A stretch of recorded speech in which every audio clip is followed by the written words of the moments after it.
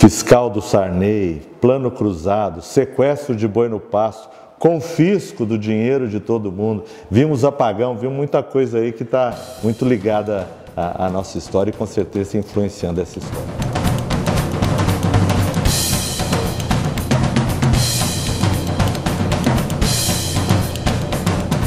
Montamos uma exportadora na década de 80. Parecia uma oportunidade bem bacana naquela época, né? Porque embora no Brasil tivesse um ambiente desfavorável economicamente, né? Acho que em muitos aspectos parecidos com o ambiente que a gente tem hoje no Brasil, existia uma oportunidade de exportação, porque os Estados Unidos estavam uma economia em recuperação. Então era uma oportunidade interessante naquela época exportar para os Estados Unidos.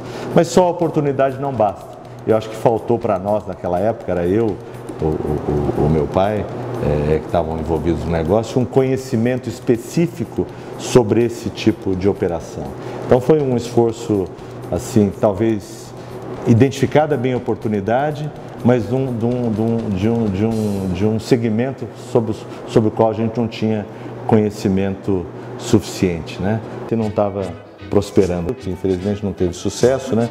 É um negócio que não prosperou e o projeto fracassou. Era o mesmo erro daquele antes. No meu caso particular, alguns erros dos quais eu fui protagonista, né? Que eu sou talvez o principal culpado, e alguns erros que eu vi acontecer. E eu acho que o importante é tanto os erros quanto que você viu acontecer, quanto que você seja o responsável, você aprenda com eles, né? Nesse momento, foi um momento, vamos dizer, de desfazer a sociedade familiar. O meu pai voltou a mexer com imóveis, ser corretor de imóveis. O Luiz Eduardo retomou os estudos dele, Luiz Eduardo é meu sócio atual, mas nessa época a gente se separou, né? Ele foi terminar os estudos lá em Belo Horizonte e eu continuei com uma pequena parte daqueles ativos da fábrica de esquadria. Isso nós estamos falando de 91, em 91 então foi criada a prática.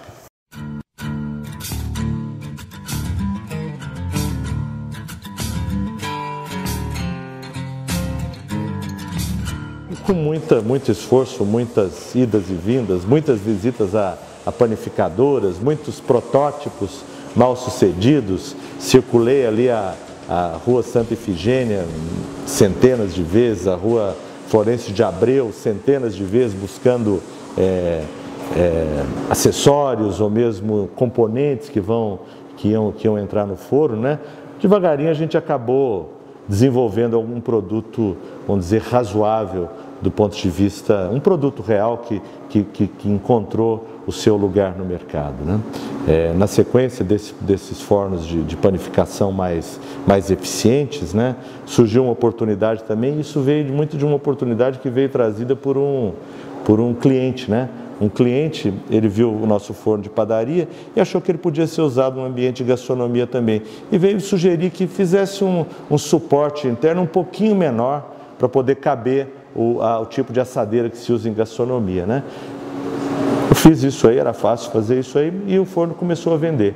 Aí eu fui olhar mais de perto que oportunidade era essa, né? E aí nós vimos uma enorme oportunidade de fornos de gastronomia, né? Eu acho que esse outro foi um momento de inovação, também em termos de tecnologia, eu digo para os fornos de gastronomia, porque o nosso principal concorrente eram fornos alemães. Esses fornos alemães associavam vapor com circulação de ar quente. E era um forno muito caro. E aí, nesse momento, nós desenvolvemos um sistema de injeção de vapor infinitamente mais barato que o sistema do alemão e que funcionava muito bem. Então, de repente, a gente teve um produto que tinha um resultado parecido com um dos fornos importados muito caros, feito no Brasil, com custo muito menor. Isso criou uma oportunidade muito importante para nós aqui de conquistar mercado. Então, nós tínhamos, nesse momento, dois vetores muito importantes que permitiram o desenvolvimento da prática. Primeiro, eficiência energética. Era importante naquela época e até hoje, nesses 20 anos, continua sendo uma coisa muito importante, né? E depois, refeições fora de casa.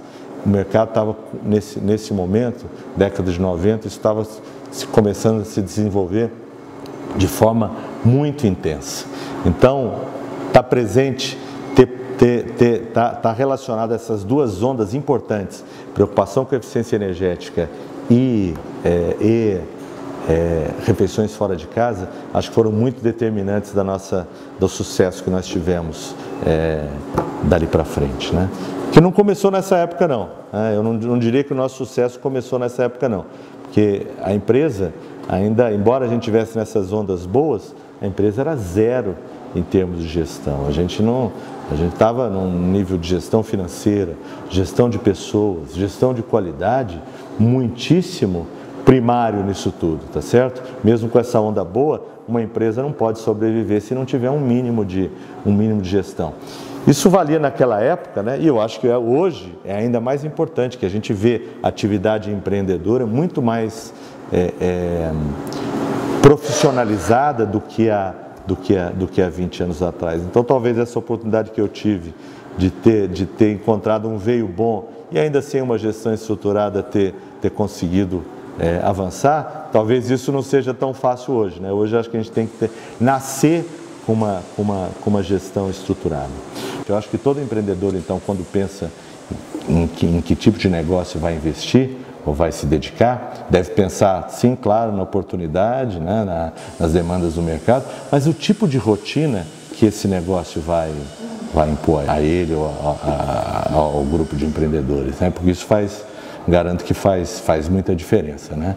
Você não vai ser feliz se você, mesmo que a oportunidade seja boa, mesmo que o potencial de ganho de dinheiro seja bom, você não vai ser feliz se a rotina não tiver a ver com a sua característica pessoal.